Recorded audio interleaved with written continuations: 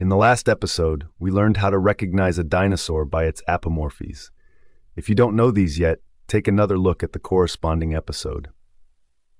Dinosaurs are part of the Sauropodomorpha clade, which in turn is part of the Ornithischia clade. The sister group of the Dinosauromorpha are the Pterosauromorpha, to which the pterosaurs belong. Ornithischia are part of the Avametatarsalia, and these, together with the Pseudosuchia or Crurotarsi, the crocodilian relatives, are part of the Archosauria. When did the first dinosaurs appear? The fossils of the oldest undoubted dinosaurs, Eoraptor and Herrerasaurus, come from the Ishigualasto Formation in Argentina, which is around 230 million years old, i.e. from the late Triassic. Eoraptor is considered the most primitive representative and probably looked very similar to the common ancestor of all dinosaurs. This means that the first dinosaurs were probably small, bipedal carnivores. In East Africa, the fossil Nyasasaurus was discovered, which lived 245 million years ago and could be either the earliest dinosaur or the closest known relative of the dinosaurs. If the latter is the case, it belongs to the clade Dinosauriformes within Dinosauromorpha, which would be the sister group of dinosaurs.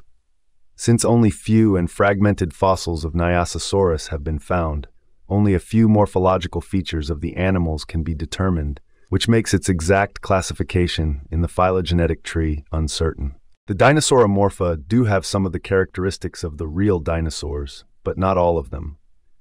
To the non-specialist, they look superficially like dinosaurs, but they are not quite dinosaurs. Some smaller genera, such as Lagosuchus, Marasuchus, and Silosaurus, belong to this group. Dinosaurs with their own apomorphies then evolved from these or similar forms. If some Dinosauromorpha are more similar to dinosaurs than others, but still not dinosaurs, they are simply Dinosauriforms. For a better understanding, let's take a closer look at one representative, Silosaurus. It lived 230 million years ago, was about 2 meters long, had 4 long slender legs, and a graceful physique. Although outwardly very similar to a dinosaur, it still had some significant differences to the real dinosaurs. Although its thigh bones ran vertically, they were connected to the side of the hip, unlike those of dinosaurs. And because the joint head of the femur in Silosaurus was neither inclined nor fitted into an open joint socket, typical of dinosaurs, and the legs were not under the body, it was not a true dinosaur. Although Silosaurus walked on 4 legs, the front legs were used for support rather than locomotion. It was only a small step before the first dinosaurs balanced their bodies so that they could move on 2 legs. This offered the advantage of being able to run faster. At the same time, it opened up new possibilities for the hands. For example, they could reach for food. This was the dinosaurs' recipe for success, and the reason why they were able to prevail over the other dinosauromorphs at the end of the Triassic. Starting with early dinosaurs such as Eoraptor, what was the evolutionary history of dinosaurs? In the last article, we learned that there are 2 main clades within the dinosaurs. The lizard-hipped dinosaurs, Saurischia, which unite the carnivorous theropods and the long-necked sauropodomorphs, and the bird-hipped dinosaurs, Ornithischia, which include all other herbivorous dinosaurs such as Triceratops, Stegosaurus, and Iguanodon. Despite the term bird-hipped dinosaurs, birds do not belong to this group, but to the lizard-hipped dinosaurs, as they evolved from theropods. The similarity between the pelvis of bird-hipped dinosaurs and birds lies in the position of the pubis. Unlike in lizard-hipped dinosaurs, the pubis in bird-hipped dinosaurs does not point downwards and slightly forwards towards the head, but consists of a narrow, rod-shaped bone that lies lengthways next to the ischium and points backwards. In birds, the pubis is completely displaced backwards. In a detailed phylogenetic study from 2017, based on 74 taxa and 457 features, the paleontologists Matthew Barron, David Norman, and Paul Barrett propose a radically new systematics of dinosaurs. Accordingly, Ornithischia and Theropoda are united as sister groups in the clade Ornithoscelida, while the Sauropodomorpha, together with the Herrerasauridae, form the newly defined clade Saurischia. The Ornithoscelida hypothesis was challenged by an international team of researchers in November 2017 after the original anatomical dataset of Barron et al. Was revised. This revision resulted in the traditional model in which Ornithischia and Saurischia were recovered as sister taxa. However, this traditional tree was only weakly supported and was not statistically significantly different from the alternative Ornithoscelida hypothesis. With only minor adjustments subsequently made by Barron and colleagues, Ornithoscelida was again favored over the traditional model. Since the debate about the validity of the Ornithoscelida concept is still ongoing, and most dinosaur textbooks follow the traditional concept, we will stick to the traditional concept. However, the relationships within the Ornithischia, theropoda, and Sauropodomorpha are compatible in both concepts. Considering how rare dinosaur fossils are, especially compared to marine invertebrates, it is remarkable that we not only have quite a large diversity of dinosaur genera, about 1,000 genera described, but also have enough specimens to show that we have transitions between almost all major dinosaur groups, as well as many other remarkable fossils showing other types of transitions, such as carnivorous dinosaurs that became herbivores. In this post, we will first look at those dinosaurs that have nothing to do with birds. The gigantic and long-necked sauropods are among the most breathtaking dinosaurs. Among them were not only giants such as Diplodocus, Brachiosaurus, or Argentinosaurus, but also dwarf forms such as Europasaurus. The reason for the gigantism of sauropods has already been discussed in a separate article by me in German. If you want to have an English translation of this video, word it in the comments. Are there actually evolutionary transitions here? Yes. Almost every book on dinosaurs depicts a group of creatures from the Triassic called prosauropods. Their very name, translated as before the sauropods, indicates that they are original relatives of the larger sauropods. The best known of these is Plateosaurus from the Triassic in Germany, but there are a dozen other genera that have been found in Triassic strata around the world. Most of these genera were only about 5 to 8 meters long, only a quarter the size of the giant Jurassic sauropods, but larger than their ancestors. They have the beginnings of a long neck and a long tail, but not yet the incredible dimensions of the giant sauropods. The limbs are classically sauropod in the construction of the fingers and toes, but not as robust, and the forelimbs are long and delicate enough that they could switch between quadrupedal walking and rearing up on their hind legs in a bipedal stance to use their hands. It was only when sauropods reached enormous size that they were forced to walk exclusively on all fours, and their limbs also became much more massive to support their enormous body weight. Ankylosaurus from the Triassic of Connecticut, Arizona, and South Africa was even more primitive than Plateosaurus. It was only 2.5 meters long, only slightly larger than a human, and had an even shorter neck and tail, and even more delicate limbs and feet. In fact, it is the perfect transitional form between the lizard-like early dinosaurs, such as the much smaller Lagosuchus, and larger forms such as Plateosaurus. Despite its outward appearance, its skull bears all the characteristic features of sauropods, and it already shows many of the specializations in the vertebrae, and especially in the hands and feet that will later characterize sauropods. The early dinosaurs were primarily bipedal, but Ankylosaurus appears to have been capable of both postures, and Plateosaurus was even heavier and more quadrupedal. From the earliest known dinosaur Eoraptor to Ankylosaurus and Plateosaurus, to the larger sauropods, there is not only a smooth increase in size, but also a smooth transition in anatomical features and body posture from biped to quadruped. The other main branch of lizard-hip dinosaurs were the theropods, predatory dinosaurs, which include the famous Tyrannosaurus rex, but there are dozens of different genera and species in all shapes and sizes. However, the early theropods were quite inconspicuous and are actually excellent transitional forms. They ranged in length from just 70 centimeters, like Compsognathus, to 3 meters, like Coelophysis, meaning most were about the size of a chicken to the size of an adult human. Unlike their larger theropod descendants, they were lightly built, with small heads, long necks, and slender, graceful limbs and tails. Nevertheless, their skulls, and especially their hands, with their unique combination of only 3 fingers, thumb, index, and middle finger, and feet, had all the anatomical specializations found in later theropods. From original theropods like Coelophysis, we can trace the theropod lineage even further back to Eoraptor, Styracosaurus, and Herrerasaurus, which are built similarly to Coelophysis, but do not yet show all the distinct specializations of theropods.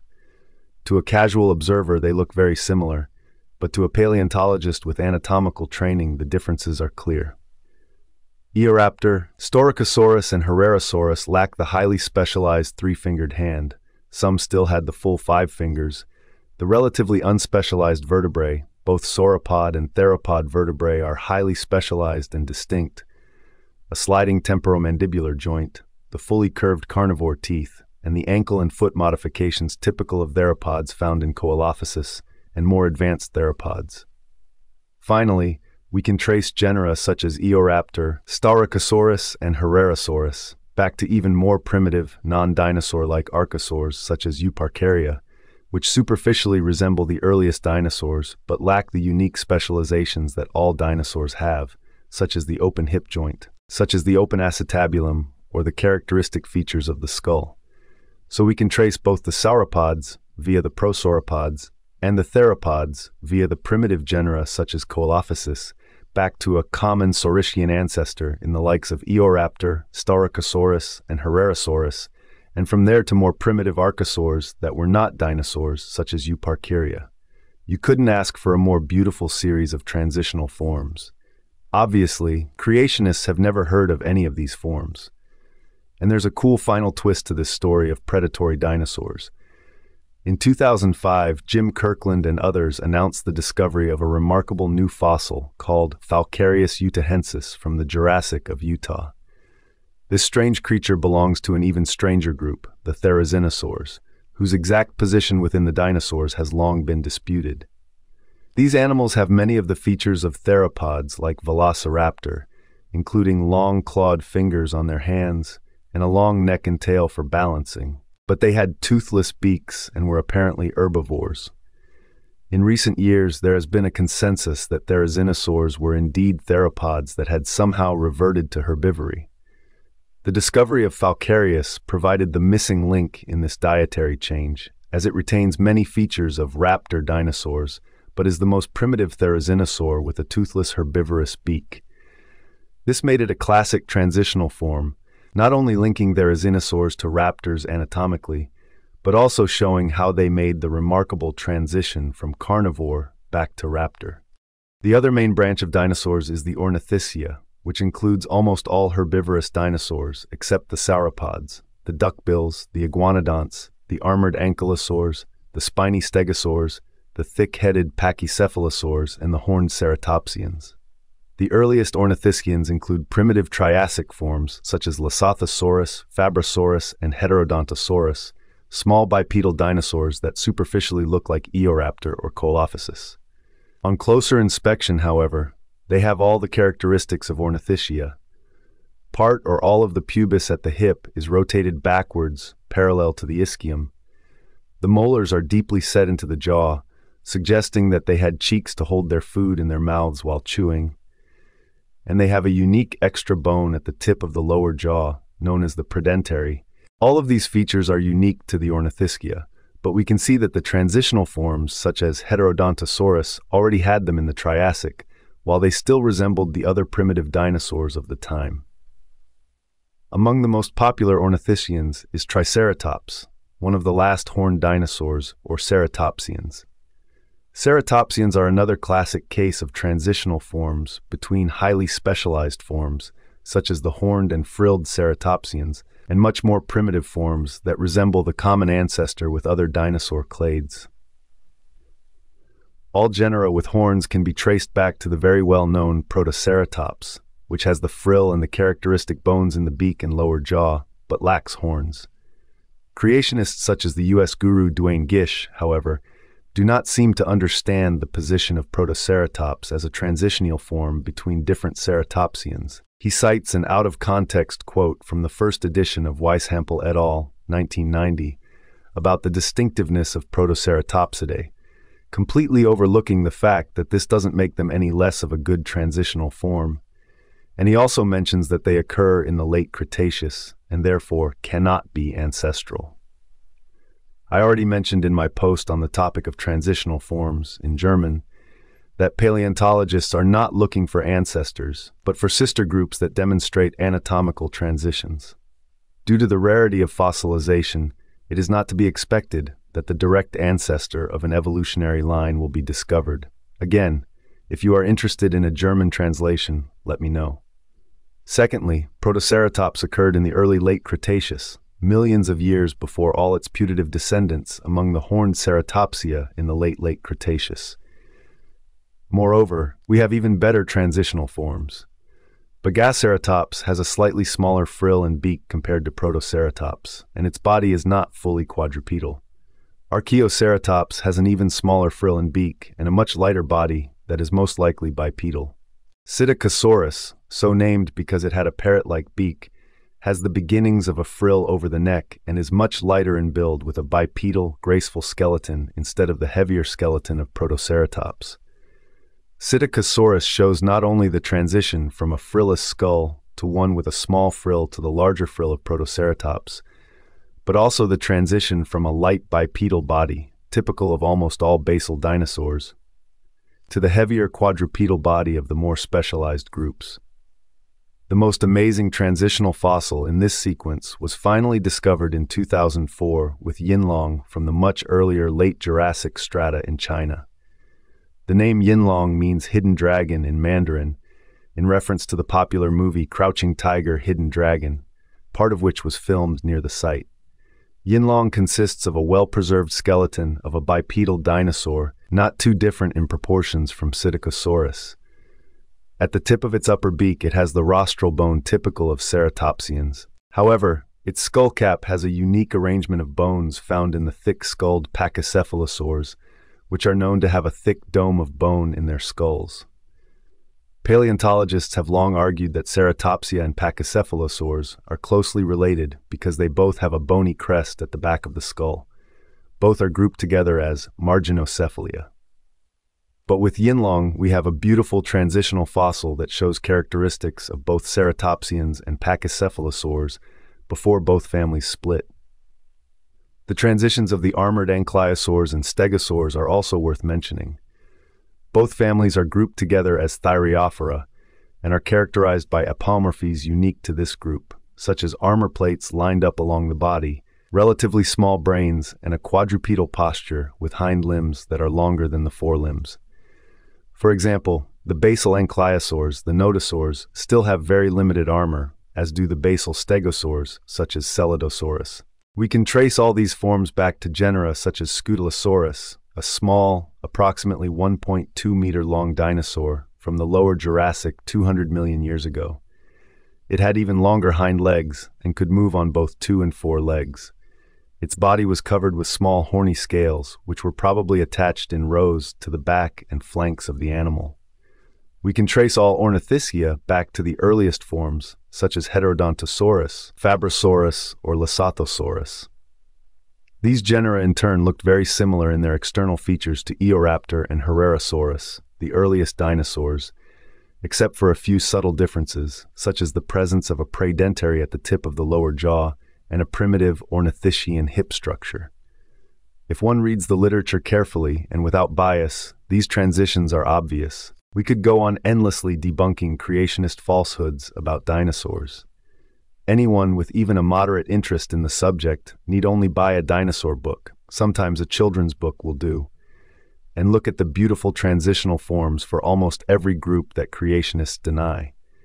But this should be enough for now. If we can find transitions between such different dinosaurs, the transition between birds and theropod dinosaurs is even more exciting.